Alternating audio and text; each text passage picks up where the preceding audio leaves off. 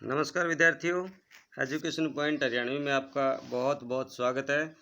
विद्यार्थियों, इससे पहले वाले वीडियो में हमने यमराज की दिशा कविता का सरलार्थ किया था, तो आइए अब करते हैं हम यमराज की दिशा कविता के अभ्यास के प्रश्नोत्तरों को। तो आप मेरे साथ बने रहिए एजुकेशन पॉइंट हरियाणवी पर। यदि आपने अभी तक मेरा चैनल सब्सक्राइब नहीं किया है तो आप इसको अवश्य रूप से सब्सक्राइब ज़रूर कर लेवें, क्योंकि आपका हर एक सब्सक्राइब मुझे नई ऊर्जा, नई शक्ति, नई ताकत पैदा करता है। तो बने रहिए आप मेरे साथ एजुकेशन पॉइंट हरियाणवी पर। तो आइए देखते हैं पहला प्रश्न। कवि ने दक्षिण दिशा को पहचानने में कभी मुश्किल क्यों नहीं हुई? तो माँ के बार बार कहने पर, अर्थात बचपन में मिले गहरे संस्कारों के कारण कवि को दक्षिण दिशा पहचानने में मुश्किल नहीं हुई।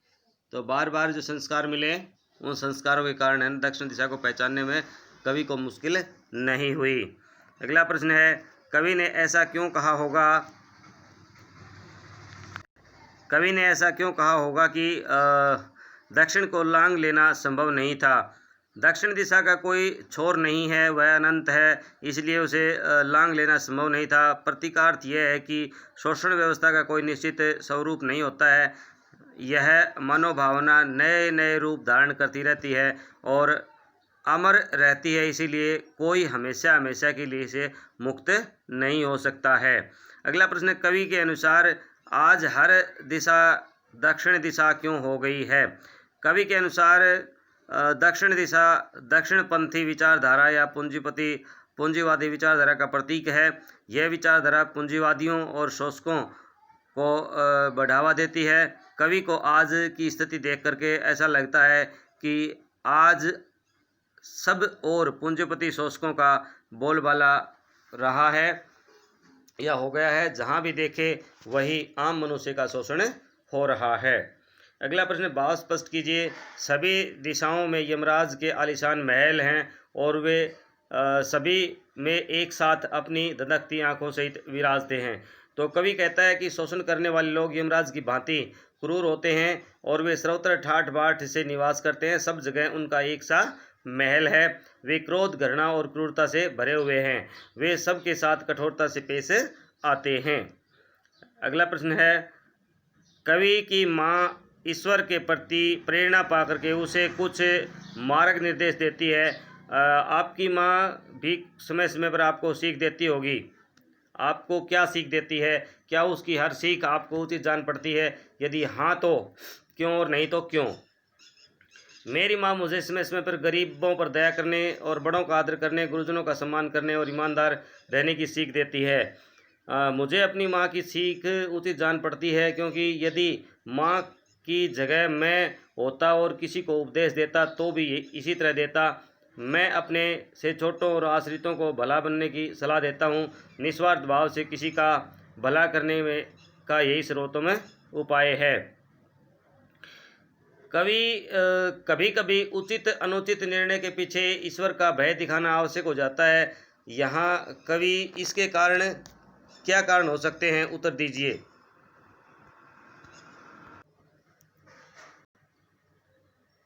मानव मन में शुभ अशुभ दोनों भाव रहते हैं। कभी कभी उसका अशुभ मनोभाव बहुत अधिक जागृत हो उठता है, तब वह खून, हत्या जैसे घिनौने कार्य कर बैठता है। इस स्थिति से बचने के लिए ईश्वर का भय दिखाना बहुत ही आवश्यक होता है। ईश्वर से भयभीत व्यक्ति मन से ही मर्यादित हो जाता है। वह हिंसक, निष्पाप और भला इंसान बन जाता है। लघु उत्तरीय प्रश्न देखते हैं भाई। कवि को ऐसा अनुभव क्यों हुआ कि उसकी माँ की ईश्वर से बातचीत होती रहती है? यमराज की दिशा कविता के आधार पर बताइए। तो भाई, कवि की माँ अपने कार्य व्यवहार से यह जताती जाती थी कि ईश्वर से उसकी बातचीत होती रहती हैं और उसकी सलाह से जीवन की जो कठिनाइयाँ हैं उनमें सरलता वह भर लेती है। इसलिए कवि को ऐसा अनुभव होता है कि उसकी माँ ईश्वर से बातचीत करती रहती है। यमराज की दिशा कविता में माँ ने कवि को क्या भय दिखाया है, वह कितना सार्थक था। तो यमराज की दिशा कविता में माँ ने कवि को जो भय दिखाया है वह पूरी तरह सार्थक था। इसी भय के कारण कवि को दक्षिण दिशा का ज्ञान हो गया। वह दक्षिण दिशा में कभी भी पैर करके नहीं सोया। कवि की माँ को जीवन जीने के रास्ते कहाँ से प्राप्त होते थे, यमराज की दिशा के कविता के आधार पर बताइए। कवि की माँ को जीवन जीने के रास्ते ईश्वर से हुई बातचीत और उन सलाहों के आधार पर प्राप्त होते थे। इन्हीं सलाहों के सहारे वह जीवन के रास्ते में आने वाली कठिनाइयों को आसानी से पार करती जाती थी। अगला प्रश्न है, कवि ने बचपन में माँ से किसका पता पूछा था और क्यों? यमराज की दिशा पाठ के आधार पर बताइए। तो कवि ने बचपन में माँ से यमराज के घर का पता पूछा था, क्योंकि कवि को माँ ने बताया था कि दक्षिण की ओर पैर करके मत सोना, इस दिशा में मृत्यु के देवता यमराज का घर है। अगला प्रश्न, कवि ने बचपन में माँ से किसका पता पूछा था और क्यों? यमराज की दिशा पाठ के आधार पर बताइए। कवि ने बचपन में माँ से यमराज के घर का पता पूछा था, क्योंकि कवि को माँ ने बता दिया था कि दक्षिण की ओर पैर करके मत सोना, इस दिशा में मृत्यु की देवता यमराज का घर है। यमराज अगला प्रश्न है, यमराज की दिशा कविता में दक्षिण दिशा से दूर तक गया फिर भी यमराज का घर क्यों नहीं देख पाया?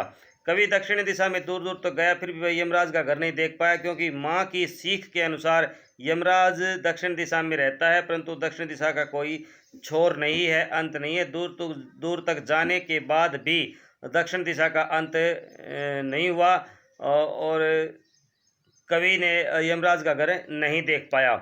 दक्षिण दिशा का प्रतीकार्थ क्या है? यह दिशा जनसाधारण के लिए अशुभ क्यों जान पड़ती है?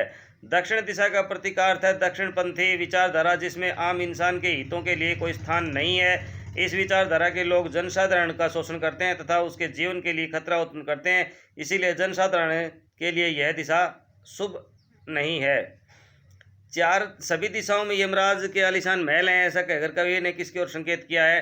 तो सभी और यमराज के आलीशान महल हैं के माध्यम से कवि ने समाज में फैली शोषण व्यवस्था, शोध क्रियाओं और कुकृत्यों की ओर संकेत करना चाहा है।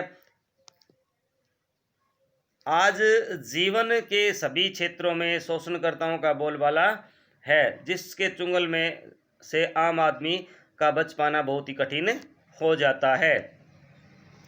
अगला प्रश्न है, कवि को माँ की याद कब और क्यों आई? तो भाई, यमराज के घर का पता जानने के लिए जब कवि दूर दूर तक गया तब उसको माँ की सीख याद आई। यह याद उसे इसलिए आई क्योंकि माँ ने इन खतरों के प्रति उसे बचपन में ही आगाह कर दिया था, चेता दिया था। अगला प्रश्न है, आज यमराज का वास कहाँ कहाँ दिखाई पड़ता है, वहाँ किस रूप में दिखाई देते हैं? आज यमराज का वास केवल दक्षिण दिशा में ही न होकर के हर दिशा में दिखाई पड़ता है। यमराज शोषणकारी शक्तियों और शोधकर्ताओं को कहा गया है, शोषणकर्ताओं को कहा गया है। ये दूसरों का शोषण करके उनके हर हक छीन करके शक्तिशाली हो गए हैं। वे आलीशान महलों में रहते हैं। वे क्रोध, घृणा, आक्रोश, हिंसा और क्रूरता भरी लाल आंखों से भयानक रूप में दिखाई देते हैं। अगला प्रश्न है, माँ द्वारा कवि को जो सीख दी गई उसने अक्षरंश क्यों मान लिया? अपने शब्दों में लिखिए। माँ द्वारा कवि ने को जो सीख दी गई उसने उसे अक्षरंश मान लिया, यानी अक्षरंश होता है ज्यों का त्यों उसे मान लिया होगा, क्योंकि कवि उस समय बच्चा था। कवि को माँ की सीख में अपनी भलाई नज़र आई होगी। इसके अलावा माँ ने यमराज को क्रोधित करने की संभावित परिणाम की भी कवि को समझा दिया था। अगला प्रश्न है, कवि की माँ ने जो उसे सीख दी थी उसकी परिधि आज एक विस्तृत हो गई है। यमराज की दिशा कविता के आधार पर बताइए। कवि ने माँ को जो सीख दी थी, माँ ने जो कवि की माँ के द्वारा दी गई सीख जो थी वो ये थी कि दक्षिण की ओर पैर करके मत सोना। दक्षिण दिशा में यमराज रहता है, वह मृत्यु का देवता है। उसे क्रोध करना बुद्धिमानी की बात नहीं है, क्योंकि इससे जान का खतरा हो सकता है। तब कवि बच्चा था और उसने माँ की सीख मान करके दक्षिण दिशा में पैर करके नहीं सोया। कवि ने माँ ने कवि को बताया कि यमराज रूपी शोषणकारी शक्तियाँ दक्षिण में रहती हैं, परंतु कवि ने बाद में देखा कि अब तो यमराज का घर केवल दक्षिण में नहीं है, बल्कि हर दिशा में है। उनके आलीशान महल कहीं भी देखे जा सकते हैं। वे क्रूरता से लोगों का शोषण करने को तैयार हैं। इस प्रकार माँ द्वारा दी गई सीख की प्रीति विस्तृत हो गई है। तो विद्यार्थियों, बने रहिए आप मेरे साथ एजुकेशन पॉइंट हरियाणवी पर।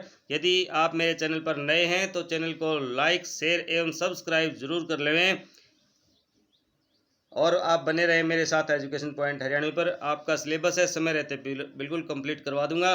जय हिंद, जय भारत।